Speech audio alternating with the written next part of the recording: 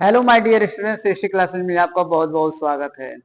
हम लोग पढ़ रहे हैं ये विद्युत चैप्टर क्लास 10th का। आज हम लोग पढ़ेंगे बहुत इंपॉर्टेंट आपकी थ्योरी है ओम का नियम। ओम का नियम। अब ये ओम का नियम इतना इंपॉर्टेंट है आपके लिए कि ये परीक्षा में बार बार पूछे जाते हैं। ओम के नियम, इसके फार्मूले पूछे जाते हैं। इसमें जो है आपके कुछ नियम ऐसे दिए गए हैं, उसको पूछे जाते हैं कि ओम का नियम किन पर निर्भर करता है, किन पर निर्भर नहीं करता है। तो इसमें दिया गया है कि ओम के नियम में हमें पता होगा कि आपकी बहुत अच्छे से खूब मस्ती से पढ़ाई चल रही होगी। जितना से जितना अधिक से अधिक आप लोग लग जाइए परीक्षा में, जितना से जितना अधिक आप लोग लग जाइए। आपकी परीक्षा जो है डेट शीट आ गई है। 18 फरवरी से 12 मार्च तक का डेट शीट यह निर्धारित किया गया है। आप खूब अच्छे ढंग से पढ़ाई कीजिए। अब देखिए, इसमें कहा गया है कि ओम के नियम में कि ओम का नियम जो दर्शाया गया है यह बहुत ही अच्छे ढंग से यह ओम वैज्ञानिक ने दर्शाया है। ठीक है, और यह कब दर्शाया गया था, इसको सबसे अच्छे ढंग से आपको देखना है कि किस प्रकार से बताया गया।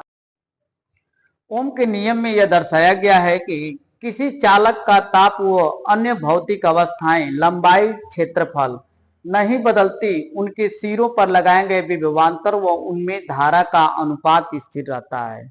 इनमें जो भी है, इसके न तो चालक का लंबाई बदलेगा, न तो चालक का चौड़ाई बदले यानी कि क्षेत्रफल बदलेगा। क्षेत्रफल यानी कि जो अनुप्रस्थ काट का क्षेत्रफल होता है, जैसे ये चालक है तो यह इसकी लंबाई हो जाती है। और अनुप्रस्थ काट का क्षेत्रफल कहता है तो जो इसकी जो ये मोटाई चौड़ाई गोलाकार दिया होता है, इसी को यही होता है आपका अनुप्रस्थ काट का क्षेत्रफल होता है। तो इसी पर ये दर्शाया गया है। और फिर कह दिया गया है, या ओम के नियम के अनुसार किसी धातु के तार में प्रवाहित होने वाली विद्युत धारा आई उस तार के सिरों के मध्य यानी कि उन तार के सिरों के बीच में बीच उत्पन्न होने वाला विभवांतर के अनुक्रमानुपाती होता है। यह अनुक्रमानुपाती होता है तो भी अनुक्रमानुपाते आई हो जाएगा। क्या हो जाएगा? भी अनुक्रमानुपाते आई हो जाता है।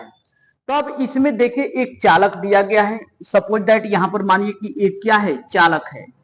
ये चालक हो गया, इसमें धारा प्रवाहित की जा रही है। इससे क्या है, एक धारा प्रवाहित की जा रही है। अब यहां से एक धारा प्रवाहित की गई, ए प्लस ए माइनस हो जाएगा, इधर की धारा प्रवाहित हो गई।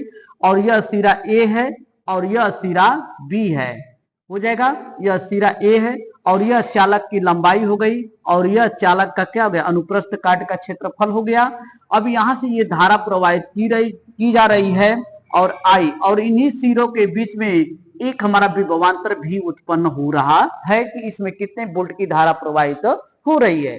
तो इसमें यह दर्शाया गया है। तो इसी को कहा गया है कि उन तारों के सिरों के बीच उत्पन्न विभवांतर भी के अनुक्रमानुपाती होता है। तो भी अनुक्रमानुपाते आई हो गया। तब यहां पर यह दर्शाया गया है कि भी अनुक्रमानुपाते जब आई हो जाता है तो इस अनुक्रमानुपाते को हटाने के लिए एक नियतांक कैपिटल आर का प्रयोग करते हैं। तो यही हो जाएगा भी बराबर आर इंटू आई हो जाएगा। तो आर बराबर क्या हो जाएगा, भी अपान आई हो जाता है। यही ओम का नियम होता है। यही क्या होता है, ओम का नियम होता है। अब लिखा जाएगा कि चालक क्या है, चालक को यानी कि आर को चालक का विद्युत प्रतिरोध कहते हैं। यह ताप के पदार्थ, ताप, क्षेत्रफल आदि पर निर्भर करता है। ठीक है, तो यहीं पर लिखेंगे ये आर है, जो इसी को कहेंगे, आर को चालक का विद्युत प्रतिरोध कहते हैं। चालक का विद्युत प्रतिरोध है, विद्युत प्रतिरोध। अब फिर यहीं पर कह दिया गया है कि चालक यानी कि यह प्रतिरोध है जो कैपिटल आर है, जो चालक के पदार्थ क्या है, यह चालक के पदार्थ, ठीक है, पदार्थ यानी कि ताप, क्षेत्रफल, ताप, क्षेत्रफल, ताप, क्षेत्रफल आदि पर निर्भर करता है, आदि पर निर्भर करता है, निर्भर करता है। अब यहां पर दिया गया है, तब इसमें भी क्या है, आई क्या है, आर क्या है। भी जो है विद्युत विभवांतर है, भी क्या है, विद्युत विभवांतर है।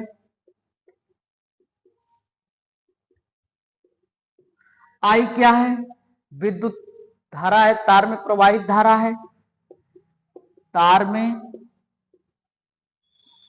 प्रवाहित धारा है। आर क्या है, आर क्या है, अनुक्रमानुपाती नियतांक है, अनुक्रमानुपाती क्या है, नियतांक है। ये दिया गया है आपको क्या चीज, यह ओम का नियम को दर्शाया गया है। किसके नियम को, ओम के नियम को दर्शाया गया है कि किस प्रकार से ओम के नियम को प्रदर्शित किया गया है। इतना ही आपको बस लिखना है परीक्षा में, इतना ही लिखना है। क्लास 10th के अनुसार बस इतना करना है। 12th में जाएंगे तो इससे बड़ा लिखना पड़ता है, ओम का नियम बहुत दर्शाना पड़ता है। अगर आपसे पूछ दिया जाए कि ओम के नियम का सत्यापन कैसे किया गया है, ओम के नियम का सत्यापन कैसे किया गया है, तो ओम के नियम का सत्यापन अब हम लोग पढ़ेंगे। ठीक है, ओम के नियम के सत्यापन को देखा जाएगा।